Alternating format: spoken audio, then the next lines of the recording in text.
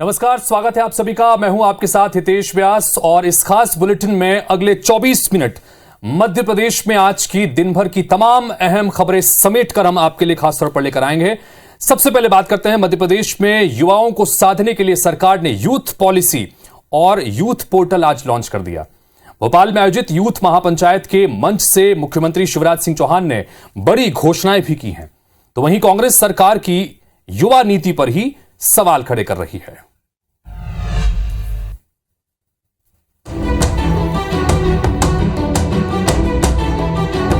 मध्य प्रदेश में इसी साल चुनाव है, लिहाजा सरकार ने आदिवासियों और महिलाओं के बाद युवा वर्ग पर फोकस शुरू कर दिया है।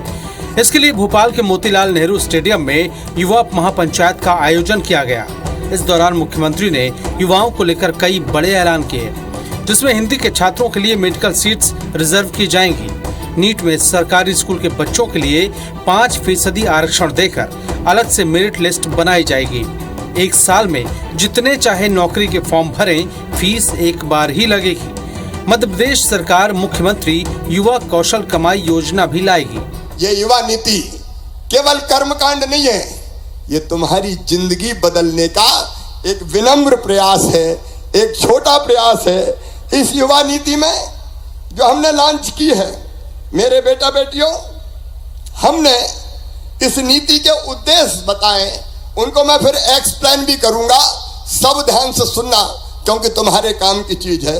वो 10 उद्देश्य तो ये है कि एक ऐसे उद्यमी बने जो आत्मविश्वास के साथ जोखिम लेने को तैयार हो, आर्थिक और वित्तीय व्यवस्था और संरचना के प्रति जागरूक हो। वहीं युवा नीति को लेकर कांग्रेस ने सरकार पर हमला बोला है। कांग्रेस नेता इसे युवा नीति नहीं बल्कि युवाओं की दुर्गति की नीति बता रहे हैं। नेताओं का आरोप है कि प्रदेश में 70 लाख युवा उच्च शिक्षा से वंचित हैं। बीजेपी सरकार के कार्यकाल में 6,999 बेरोजगार आत्महत्या कर चुके हैं। कांग्रेस ने युवा नीति बनाने से पहले आंकड़ों पर भी गौर करने की नसीहत दी है। वो जश्न नहीं है, ये मध्य प्रदेश के को बर्बाद करने का जश्न है। पूरा 3 लाख करोड़ से अधिक कर्जा लाद दिया। प्रदेश की 8.5 करोड़ जनता पे 48,000 रुपए का प्रति व्यक्ति पर कर्जा लाद दिया। बेरोजगार मध्य प्रदेश में सबसे ज्यादा आत्महत्या करने को मजबूर है। क्या इस बात का शिवराज सिंह जश्न मना रहे हैं? नीति और महापंचायत युवा महापंचायत कर रही है और आज स्थिति है मध्य प्रदेश की, आज सबसे ज्यादा बेरोजगारी मध्य प्रदेश में है। पूरे देश में सबसे ज्यादा ग्रेजुएट बेरोजगार हैं तो वो मध्य प्रदेश में है। 11.53% की बात कर रहा हूँ, ये हकीकत सरकारी CMI का डेटा है। और जब मध्य प्रदेश में 70,000 युवाओं की जान चली गई, उन्होंने आत्महत्या कर ली, इसका जवाबदार मुख्यमंत्री क्यों नहीं अपने आप को मानते? सरकार ने युवा नीति की लॉन्चिंग कर मास्टर स्ट्रोक मारा है।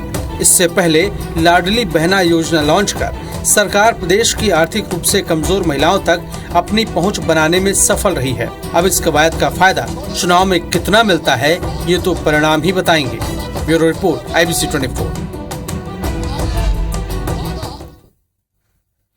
मध्य प्रदेश की जिला अदालतों में पुराने मामलों के निराकरण के लिए हाईकोर्ट के निर्देश का विरोध बढ़ता जा रहा है। इसे लेकर प्रदेश भर के वकील 3 दिन की हड़ताल पर हैं। अगर हाईकोर्ट 25 मार्च तक निर्देश वापस नहीं लेता है तो हड़ताल बढ़ाई भी जा सकती है।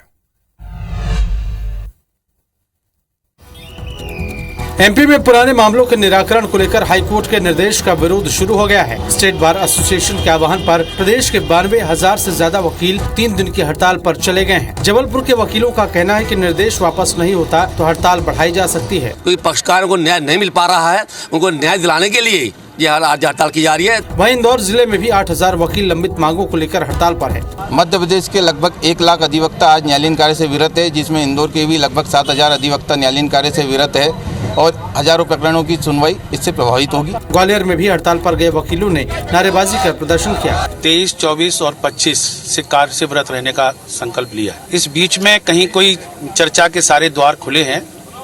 जब भी न्यायाधिपति चाहेंगे हम चर्चा करने के लिए तैयार हैं। दरअसल हाईकोर्ट ने हर महीने 25-25 पुराने प्रकरणों के निराकरण का फैसला किया है। वकीलों की दलील है कि ऐसे में निराकरण नहीं बल्कि निपटारा होगा। अब 26 मार्च को बैठक में अगली रणनीति तय होगी। इधर मध्य प्रदेश में विधानसभा चुनाव से पहले राजनीतिक दल अपना संगठन मजबूत करने में जुट गए हैं। बीजेपी पन्ना प्रमुख लेवल पर जाकर बूथ समितियों का गठन कर रही है, तो विपक्षी पार्टी कांग्रेस भी बूथ स्तर पर समितियों के गठन के लिए काम कर रही है। लेकिन कांग्रेस के लिए समितियों का गठन चुनौती बनता जा रहा है। एमपी में दोबारा सरकार बनाने का दावा करने वाली कांग्रेस के सामने अपने संगठन को मजबूत करने और बीजेपी के कसे हुए संगठन के मुकाबले की बड़ी चुनौती है। कमलनाथ के सख्त निर्देश के बाद पूरी तरह से बूथ समितियों का गठन नहीं हो सका है, लिहाजा कमलनाथ 3 अप्रैल को समीक्षा बैठक कर कामकाज का लेखा जोखा लेंगे। प्रदेश के नौजवानों को झांसा दिया जा रहा है, उनके साथ छल किया जा रहा है, उनके साथ धोखा किया जा रहा है। नीयत साफ नहीं है सरकार की। इसमें बहुत सारे भाजपा के नेता शामिल मिलेंगे इस ठगी में। इसकी जांच करनी चाहिए सरकार को। तो आप नीति कुछ भी बना लो, रोज नया नीति का नाम रख दो। बीजेपी इस पूरे मामले को गुटबाजी से जोड़कर देख रही है। कमलनाथ जी का समर्थक कोई गड़बड़ करता है तो उसको केवल चेतावनी देकर और उसका खात्मा लगाया जाता है। इसलिए मैं बार बार कहता हूं कि वहां कोई भी कार्रवाई चेतावनी के आधार पर नहीं, न्याय के आधार पर नहीं, दुश्मनी के आधार पर होती है। कमलनाथ चुनाव से पहले संगठन को चुस्त दुरुस्त करने में जुटे हैं, लेकिन इस कवायद को पार्टी के नेता ही कमजोर करने पर तुले हुए हैं। इधर मध्य प्रदेश में लोकायुक्त और ईओडब्ल्यू को भ्रष्ट अधिकारियों कर्मचारियों के खिलाफ जांच की मंजूरी नहीं मिल पा रही है। ऐसे करीब 200 अफसर हैं जिनके खिलाफ शिकायत मिली है, लेकिन शासन की मंजूरी नहीं मिलने से इनके खिलाफ चार्जशीट ही पेश नहीं हो पा रही है। एमपी में सरकारी मंजूरी करप्शन में लिप्त अधिकारियों कर्मचारियों के खिलाफ कार्रवाई के आड़े आ रही है। लोकायुक्त को 200 कर्मचारियों के खिलाफ जांच करनी है, लेकिन इजाजत नहीं मिलने से भ्रष्टाचार के 15 केस तो 9 साल से लंबित हैं। सबसे ज्यादा 31 मामले नगरीय प्रशासन विभाग के हैं, वहीं जीएडी और पंचायत के 29, राजस्व के 25 और स्वास्थ्य विभाग के 17 मामले लंबित हैं। जो एडमिनिस्ट्रेशन है उसके किसी एक पार्ट को उसका संरक्षण है, प्रशासनिक स्तर पर इसको बचाने का प्रयास है। लोकायुक्त ने जिन लोगों के खिलाफ कार्रवाई की उनमें पटवारी से लेकर डिप्टी कलेक्टर और आईएएस लेवल तक के अफसर शामिल हैं। जाहिर है ऐसे में केस चलाने की मंजूरी पर अड़ंगे तो लगेंगे ही। भ्रष्टाचार के जो केसेस हैं उनके संबंध में आप ये समझ लीजिए कि प्रक्रिया में मतलब हर स्तर पर दोष है। करप्शन पर जीरो टॉलरेंस की नीति यहाँ आकर दम तोड़ देती है। ऐसे में ना तो भ्रष्टाचार की जांच होगी और ना ही किसी को सजा मिलेगी।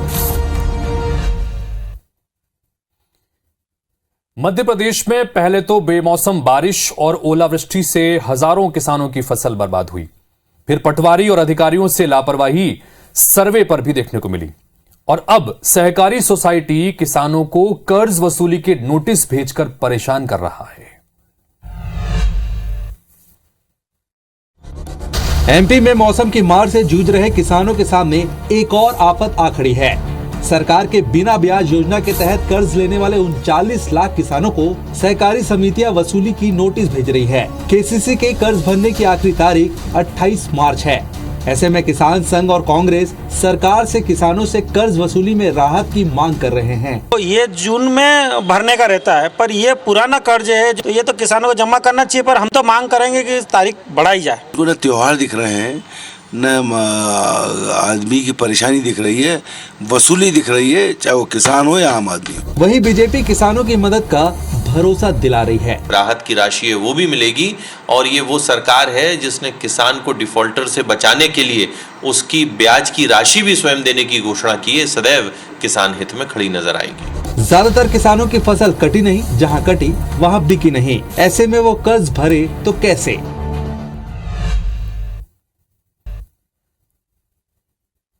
इधर दतिया जिला अस्पताल में कथित तौर पर बच्चा बदलने का मामला सामने आया है। परिजन ने अस्पताल प्रबंधन पर बच्चा बदलने का गंभीर आरोप लगाया है और डीएनए जांच तक की मांग कर दी है। दतिया जिला चिकित्सालय में बच्चे बदलने की खबर पर हड़कंप मच गया। दरअसल बरजोरपुर गांव के कालीचरण तिवारी की पत्नी सानू का अस्पताल में सामान्य प्रसव हुआ था। इसके बाद नवजात को एसएनसीयू में रख दिया गया। आरोप है कि जब पिता बच्चे को देखने एसएनसीयू गया तो उसे बेटे की जगह बेटी होना बताया गया। परिजन अस्पताल प्रबंधन पर बच्चा बदलने का आरोप लगा रहे हैं। पहले बोली मैडम ने कि लड़का हुआ है मिठाई खवाओ, और हाल की हाल बोलने लगी मम्मी से कि वो लड़की हुई है तुम्हारी, तो लड़की हुई है, वो हमारी वाइफ को धमका रही है मैडम। मामला बढ़ा तो पुलिस तक पहुंच गया। पुलिस जांच के बाद ही किसी नतीजे तक पहुंचने की बात कह रही है। को शक है कि उनको बेटा पैदा हुआ था, चूँकि परिवार जो डॉक्टर्स है, डॉक्टर्स के द्वारा क्लियर कर दिया गया है कि किसको बेटी, जो कागजात हैं किसको बेटी हुई है किसको बेटा। तो अभी उन्होंने ले रहे हैं वो, और उनका जो शिकायत है उसका आवेदन ले लिया गया, उसकी जांच की जाएगी। सवाल ये है कि जब पैदा बच्ची हुई तो नर्सिंग स्टाफ ने पोता होने की बधाई देकर न्योछावार तक कैसे ले लिया।